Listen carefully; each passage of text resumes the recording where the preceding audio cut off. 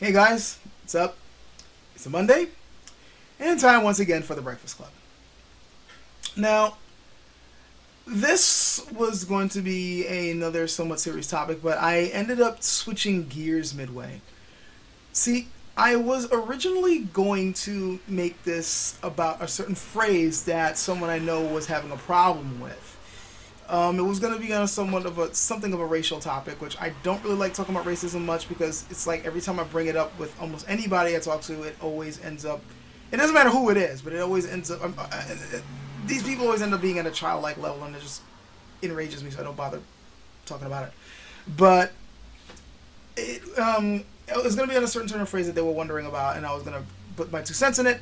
But that's going to have to wait till next week, because as I was discussing it with some other people, and as I was discussing certain economic issues and things with other people, I ended up touching on something that I think is a little bit more important, and I wanted to kind of bring it up right now. Especially with, how, partisan things have gotten in this country and where some of the lines are being drawn at.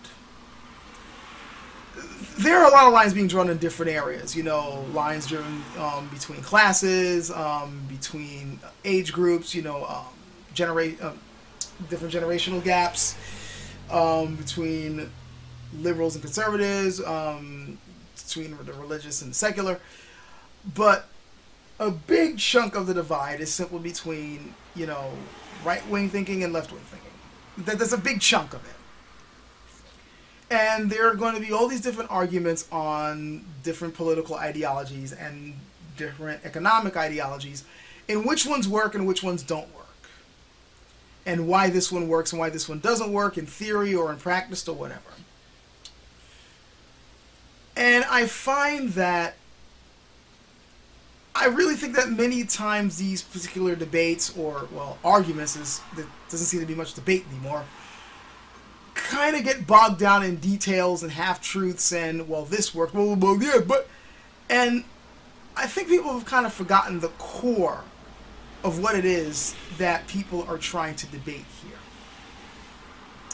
Now, I happen to lean toward the left. I don't think this is any surprise to anyone who's heard me speak at any length of time about any of these issues. Well, I do think that there are certain ideas on the right that actually have some merit. For instance, I do believe that people do have a right to defend themselves, so taking guns away is probably not a great thing. I do believe that guns should be, gun ownership should be responsible ownership, and there should be some set of regulations to it, but I'm not against people owning weapons. I'm just not. So, yeah, but, so again, while I do see certain ideas on the right that I do agree with, by and large, I tend to lean toward the left. And the reason why I lean toward the left is very simple, because I understand what the core ideology is about. And what the core ideology is about is who gets the resources. That's pretty much it. That's what it comes down to. Forget all the other details you may have heard about who gets this right or who gets this social justice idea and all these other things that are tied up with so-called progressive or left-wing politics or whatever. The core of what it's about is who gets the resources. That's really at the core of all these arguments to begin with. And what you've seen with the so-called left is, at least when you look at the foundations, the beginnings of certain political ideologies, the beginnings, when you see Engels and Marx beginning to show up, is they're just simply debating who has the right to own what when it comes to resources and labor and profits and so on and so forth. And the general idea you happen to see is that things should be shared fairly and equally. People have a problem with this for a variety of reasons. And while I understand why people have a problem with it, I really wish they wouldn't, because at the core of this is at the core of what it means to be a human being. And what I mean by that is, it seems that people have completely freaking forgotten why the hell we form societies in the first place. Human beings are freaking social creatures. We are pack animals. We form groups because that's how we survive. Period. We don't have sharp claws. We don't have, the fangs. We don't have extra strength. We're not super fast. We don't have shells. We don't have extra thick skin. Now, a lot of people point out, well, it's our big brains. We're intelligent. Well, that's part of it, yes, and our brains have given us the ability to adapt in a harsh environment. But the other reason why we're able to survive in what was at the time a harsh environment, in many ways still is a harsh environment, the reason why we're able to survive is because we grouped up. Hunters, for instance, were able to hunt things that were much more dangerous than they were because they worked in a group. It wasn't just one lone guy with a spear bringing back food for the rest of the freaking village. He had people with him. Okay? And while he was doing that work, other people were doing other work. Some people probably gathered, did farming. So, well, especially later on you get into agriculture and things like that. You see different ways of bringing in food and resources. But by and large, different groups of people did different things to benefit the group.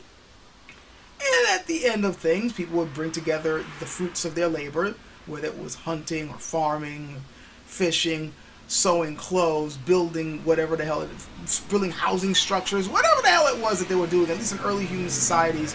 People basically came together, they did work for the group, and in the group, individuals in the group benefited from the work that they did. They shared the resources. That's what we do. When you remove yourself from the so-called economic life that we're living right now, when you happen to be hanging around your family and friends, you do the same freaking thing. You notice that? When the family happens to be working, for instance, and one person's doing the cooking and the other person's doing the cleaning and one person's putting the table together and somebody's, like maybe mending something in the house and somebody's doing the chores, putting the garbage away. Everybody in the family, hopefully a functional family, people generally do things to help the family out. And at the end of the day, the leader of the family doesn't then go, well, thanks for doing all this work for me, guys. Here's a couple of peas for you to eat. I'll eat the rest of this steak and potatoes dinner. No, that's not how it works. They all share in the resources because they all contributed. That's a core, fundamental thing about human society. We're now living in modern human society where we've abstracted a lot of this out. We've abstracted out raw resources for money. We've abstracted out the labor that we do in the group for other jobs that are a bit farther removed than the immediate things we need to do to survive. And this has muddied the waters somewhat. This has made things a little unclear as to what it means to be in a human society, in a group where we all basically are helping each other out or doing the work for the benefit of the group that we're in. We live in a very large group with a whole lot of people that aren't necessarily as connected as we once were. So these concepts tend to get muddied, but the core thing remains. We are pack animals, and our work is supposed to benefit all of us. Hell, we wouldn't have gotten this far in the first place if it was not for the work for other people. We build on the work for people in the past. Our technology, our language, our culture are all built upon what other people have brought to the fore. We do not survive solo. And so it's not just about, gimme it, it's mine. It's not just about I lord over all others. But that's the counter ideology. And unfortunately, that happens to be the reigning ideology. Gimme it, it's mine. I'm in charge, so it all belongs to me. No, I don't give a damn that you did most of the work. I'm the big dog. It all belongs to me. And I always need a little more. That's the counter ideology. That's the one that ends up causing people to get so pissed off that they start revolutions and wars and all this other stuff, which they then completely fuck up because then a new guy happens to show up going, give me it, it's mine, and then we start the cycle all over again. People on the left are generally fighting for the we all need to share in the resources thing. At least if they're doing their homework and they fully understand what it is that they're fighting for. Everything from, equal pay for people and better living wages for people to universal health care to having a social structure where people are treated fairly and equally. All this ultimately means treating everybody as a valuable member of the society and the group that they're in, and that they all are equally able to share in the resources and the goods and services and the benefits and the privileges of that society, which is generally how human societies are supposed to work anyway, at least if they are harmonious. This is a basic human trait for us to want to live harmoniously with one another, to look out for one another. It's not just something you're taught, it's something that actually leads to your freaking survival. The counter to this is, it's all for me. But the funny thing is, even the all for me attitude cannot function if other people didn't have things that they're trying to take from you that they then claim as theirs. You're doing the work, but they want to benefit off that work so that they can live off of it. You got certain things that they want, so they'll come up with some excuses to why they can take it from you. It's all about greed. So basically, at the end of the day, we're dealing with an ideology of selflessness versus an ideology of selfishness. And the latter one is always winning. Constantly. And this is the reason why we're in the situation that we're in. Because even people who claim to be about the former one, they want the, sharing in the resources, sooner or later, they're going to end up saying, gimme and it's mine. It always happens. Always. There are many times I'll have a conversation with somebody where I happen to be bringing up why certain social policies should be in place, why universal health care is a good thing, why we should have a living wage, and so on and so forth. And they'll agree with me, but sooner or later, they're going to start saying, but what about gimme and it's mine? It always happens. Always happens. You might yourself be listening to this and thinking, I'm not that greedy. I just happen to notice flaws in the system. Really? Can you honestly tell me that the flaws you see in the system doesn't ultimately come back to gimme and it's mine? Well, I mean, I understand why certain people happen to like socialist policies, but you see, human beings don't want to be the same as everyone else. That equals gimme and it's mine. You might be thinking that doesn't equal gimme and it's mine, but you see, the reason why you're saying, well, nobody wants to be equal, what you're really saying is, I want to have more than that guy. I don't want that guy to have the exact same things I have. I don't want the fact, I have enough to live on, and that person has enough to live on, but I want to have more than what I have to live on. I want to have more than that guy. I want to have the bigger car than that guy. I want to have the fancier house than that guy. So you want a little more. It comes back to the greed. Give me it, it's mine. Always comes back to that. Always. That's why human beings are screwed. Every time you're about to jump on a good thing, you find a way to cast it aside for greed. Every time. Every time. This is part of the reason why the people on the left tend to lose a lot. Because they selfishly do it too. Look at every freaking revolution that has supposedly happened where, at first it was about the people. Sooner or later it devolves to gimme it, it's mine. And we're back to the same problem. The problem is greed, people. It is greed. I am absolutely convinced of this. Every freaking problem that we happen to have today can stem right back to the problem of discontent, where you feel you do not have enough. Even if you truly do not have enough, well, that's the problem. Discontent. You don't have enough to eat. That's going to piss you off. You're going to want to start revolutions. You're going to want to start, doing things to change your situation. And that itself stemmed from someone else not content with what they had, even though they had way more than enough. Way more than enough. They always need a little more. You'll notice this. No matter how rich certain people get, it's never enough. They'll never go hungry again. They'll never want for entertainment. They'll never be able to do what they want, travel the world, go partying, do whatever the hell it is that they want to do in life. And it's never enough. The house is never big enough. The car is never fast enough or flashy enough. The women are never easy enough, or whatever the hell it is that they want to do with their cash. It's never enough. The Tao Te Ching, old Chinese book, pretty much sums it up. There is no greater calamity than greed. Everything stems from that. I am convinced that every last problem we have can be traced back to some group or somebody basically saying, gimme it, it's mine. And the counter philosophy is the one that is closer to the way human beings generally have to function in order to survive. No, it's not yours, it's everybody's.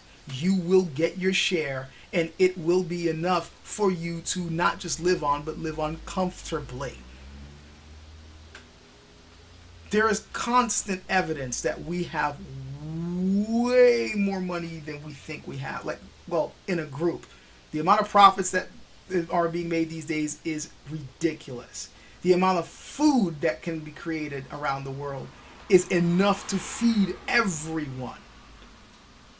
And there are definitely enough smart minds to make this place a better place for everybody else, technology-wise, science, whatever. So many advances being made, and yet we all can't benefit from it because, give me it, it's mine. And even the people on the side of, I said it before, and I'll say it again because it keeps happening, even people who will agree with, yeah, we should share this equally. And even those who are fighting for the philosophy of, no, the resources should be shared equally, there's everyone's, especially since everyone contributed. Sooner or later, they're going to say, but I want a little more. Can I get a little more? Please give me some more. Yeah, I know I have enough, but I just want a little bit more. And that thought fucks everything up. If you still want to argue with me about this, if you want to keep telling me that greed and selfishness, there are some good things about it, you're going to try to, tell me that you should be able to have a greedy philosophy or a greedy ideology. Let me leave you with this. And no, I'm not going to be touching on how bad companies are. There's enough evidence of how effed up companies are, businesses, how their greed has destroyed so much that's pure. But let me leave you with something. And something I really want you guys to think about. I touched on race earlier. I talked just on how I can't really talk about it with people. And how next week I probably will touch on it anyway. Racism is a big, big issue in the United States to this day. Still is. We're past slavery, past the civil rights era, past the freaking 80s where Reagan brought back a lot of the shit, in a sneaky way. Still all these tensions. Still all this discontent going on. Still all this stuff happening. And there's, tension on minority sides, and there's tensions with, white people as well. White people like, why are we still talking about this? I'm sorry, I don't mean to offend people. And everyone is, up in arms, and people are really starting to everyone gets so offended these days, and why this is always an issue. People are walking on eggshells, other people, and this is on top of the fact that there really are, still racists and stuff going around ruining things.